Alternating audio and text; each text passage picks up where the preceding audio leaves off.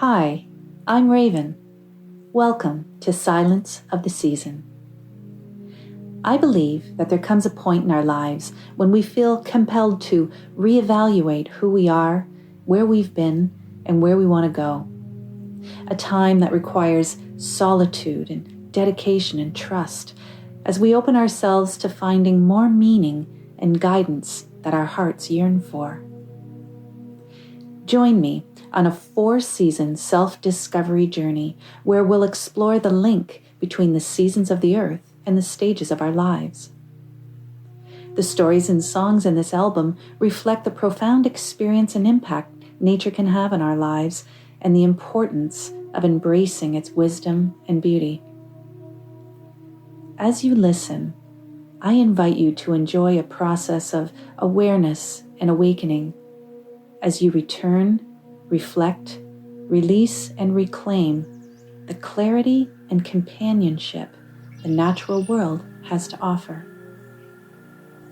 May your inner seasons be joyously ignited as you discover the peace and possibility waiting for you in the silence of the season.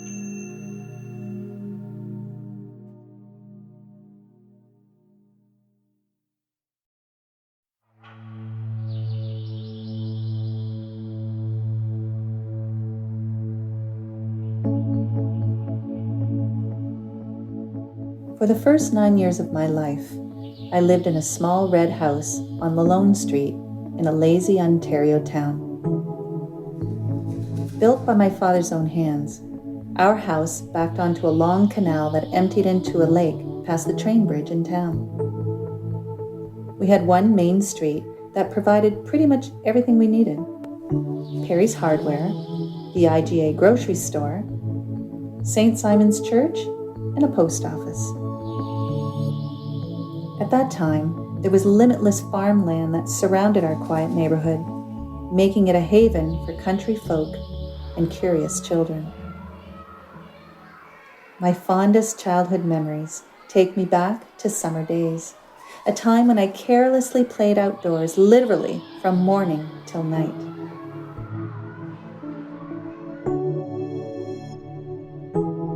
Now, my bicycle was my greatest possession.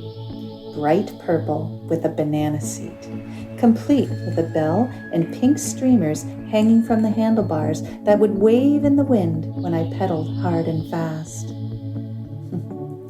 My bike gave me the freedom to explore a huge world beyond my driveway, the freedom to visit nature's classroom every day and to search out all the wonderful adventures yet to be discovered.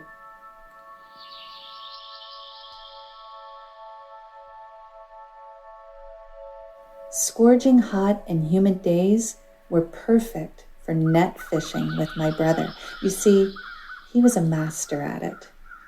We'd load up the old rusted wheelbarrow with 2 tin pails, 4 peanut butter and jelly sandwiches, and 1 large fishing net. He was able to buy the net from Perry's Hardware store with the money he got from his neighborhood lawn cutting job. I remember even before leaving the driveway, he'd make me promise that I wouldn't chit-chat or make any unnecessary movements during our fishing time, or I would scare off what was going to be our dinner. Oh, I remember the wonderful feeling of walking barefoot along the edge of the canal, willing my sight to see any signs of life beneath that murky water.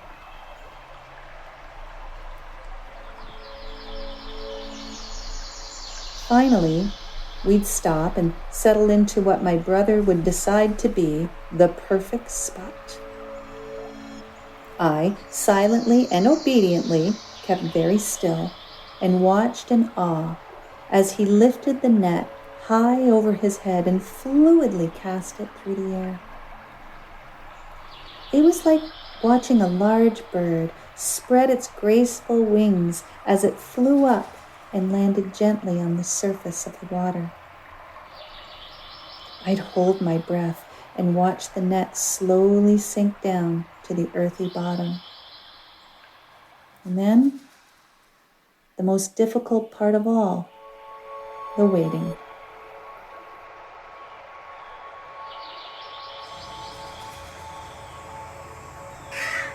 Oh, the scent of warm wild grass filled my lungs as I laid back and watched the willow tree wave its branches in the hot breeze, caressing my brow like a mother's kiss.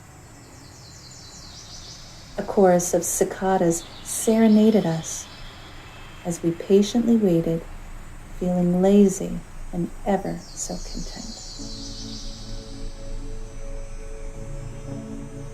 Now the right moment to pull the net in was determined by my brother.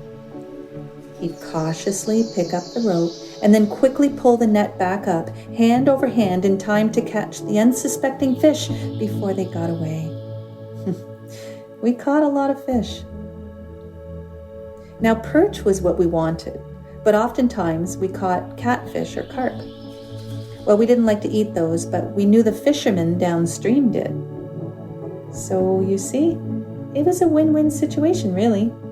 They paid us 10 cents a fish, which gave us enough money to buy a whole big bag of penny candy, and gave them a very short, successful day of fishing.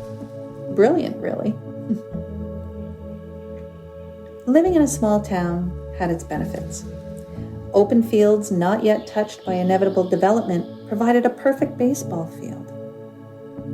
I loved the tall grasses that tickled my ankles as I marched ambitiously through the open fields between houses, knocking on screen doors, hoping to recruit enough friends for a game.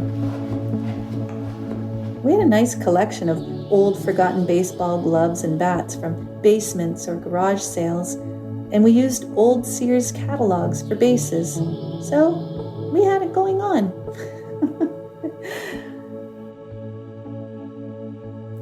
But the truth is, I wasn't a baseball fan, really. I just liked the feeling of being outdoors under a wide open blue sky. The air thick, humid, and the hot sun stinging my skin as I gradually turned golden brown. I was what people would call a daydreamer, head in the clouds watching the airplanes leave their milky trails. I tried desperately to heed the warnings to keep my eye on the ball, but who could resist plucking a perfect piece of grass to cup into one's hands and create a piercing whistle? Right? Oh, those summer days, they went on forever. My only worry was to see the streetlights come on, warning me that I had 5 minutes to get home for dinner. Childhood summer days were absolutely perfect for me, especially when I discovered that Mom had cleaned and cooked the fish my brother and I had caught that very morning. My mouth waters just thinking of it.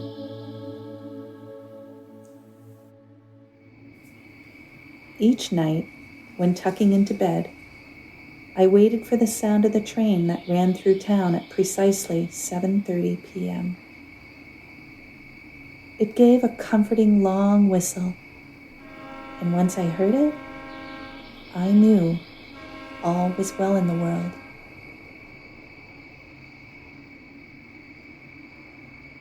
The moon could be seen from my bed, lighting up my room with a soft blue glow. And the crickets, well, they sang a summertime lullaby, a lullaby that gently weighed down my eyelids.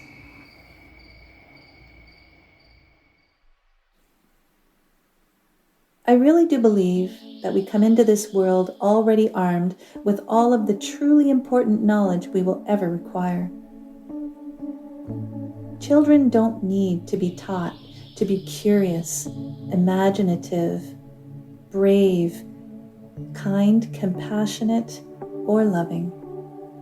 They are all those things quite naturally. You never see a 4-year-old child, for instance, slouched in a playground, head in hands, mumbling, "God, I make crappy sand castles." You never hear a child say, "I really can't sing a note." Why? Because nobody has told them that they can't. Children do not come in this world placing limitation on what they can be, what they can do, or what they can have. There's so much to learn from them. they're a huge gift to us. They are living, breathing, laughing, playing reminders of what's important in life. Their perspective on things can seem simple, really, but it is simple. Never underestimate the power of a child. Let me leave you with this. Behind the innocence, there's great wisdom in the heart of every child. The child who lives within all of us. The part of us that is playful, intuitive, and creative, yet so often ignored or forgotten. The key to a life of fulfillment, balance, and love are only a play day away, waiting for you in the silence of the season.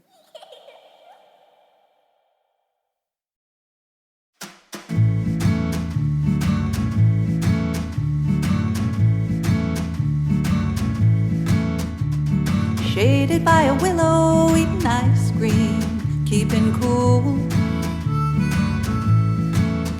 When a little girl in ponytail came riding home from Sunday school,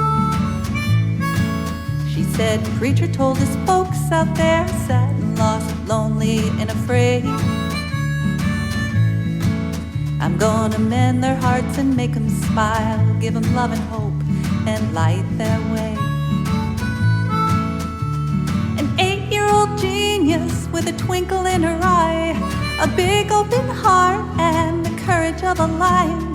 There's something to be said about the old cliche, undeniable wisdom out of the mouth of babes. Oh, it's true. Oh, it's true. She said, I don't drive a car, can't fly a plane, but I've got my brother's bike. I've got a peanut butter sandwich, mama's apple pie, but just a slice. I've got everything I need, so I must be on my way. 'Cause there are folks out there who work and wait and wish for brighter days. And if you want to know a secret, perfect plan by a clever girl, I've got a flashlight in my pocket, I'm taking all over the world.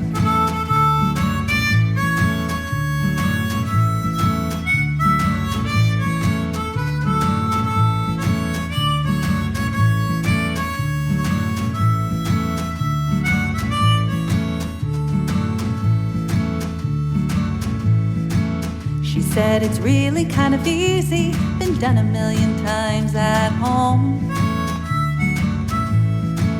When mama leaves the nightlight on in my bedroom, so I'm not alone.